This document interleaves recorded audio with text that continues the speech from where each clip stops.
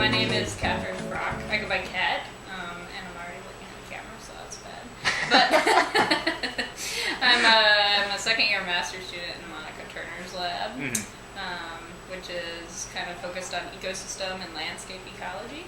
For starters, I want to know how you decided to become a scientist. In high school, I actually was planning to go to art school for a really long time.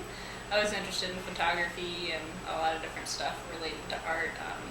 But when it came down to it, it kind of decided that I wasn't 100% sure that's what I wanted to do. So I ended up just going to this state school that was like 4 hours away from my home where I grew up. I was also one of those kind of math and science kids in high school. Figured out that I really didn't like chemistry, and so those sorts of sciences were not for me. It's important to know that. Really cared a lot about conservation, so even before I knew anything about conservation.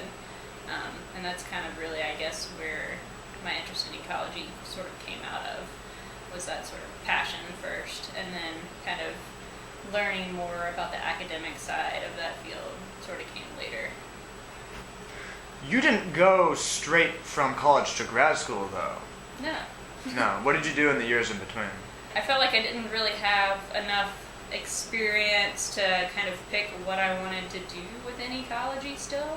So I ended up taking a couple different jobs. Most of them were out in California because that's where I happened to get my first field job. Most of my jobs were just a couple months long, probably like anywhere from 2 to 6. Generally during the summer season, which is when most of the field work is. During the off season, or kind of like the winter months, I would find something else to do. One year I worked for a company that did after school science programs for kids, so it's called Mad Science. So I had a mad scientist name, which I think it was just like Crazy Catherine or something. It wasn't very exciting. But I was a nanny for a couple months, just kind of like anything to sort of make ends meet a little bit while I waited for the next summer to roll around. After about 3 or 4 years of that, I finally decided that it was time to go back to grad school, that I kind of narrowed my interest enough. You kind of mentioned when you were working with the kids, you got your mad scientist name. Yeah. It's sort of like how people perceive scientists. The average person sort of has a perception of a scientist. How do you think you fit into that perception? I don't think I really fit into that much at all. Crazy Catherine? I'm not really involved with much lab work, so there's not that kind of stereotype of lots of test tubes and boiling substances and stuff like that. That's kind of like the furthest from the kind of science that I like to do, personally. What do you like to do in your spare time around Madison? I like to go outside and go on hikes. I play the guitar in my spare time a lot, even though I'm not very good at that. I like to go to concerts downtown. That's pretty fun. Would you mind telling us a bit about your research? Sure. Just a little bit? Just a little bit. Okay. My research project is looking at how animals eat seeds, so that's kind of their foraging behavior, the animal behavior part. And then looking at how that behavior is different in burned versus unburned forest in Yellowstone and other areas of Wyoming.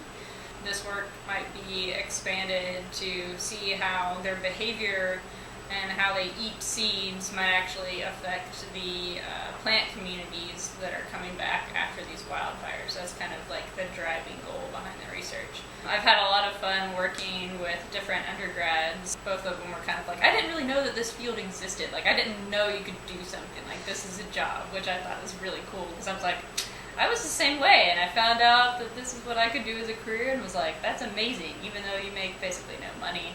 It's so much fun, so. I mean, it takes so long from the first time you collect data until you could actually maybe write it into a paper, right?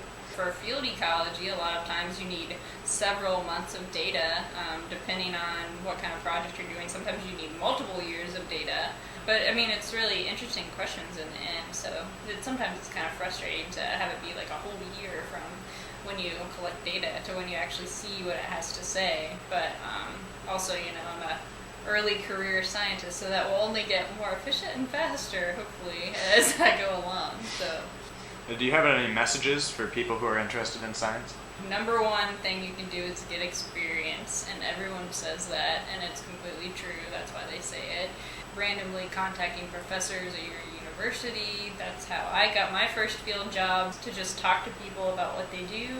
And most people are really happy to, share with you about like what their job is actually like, what are the good and bad points of it.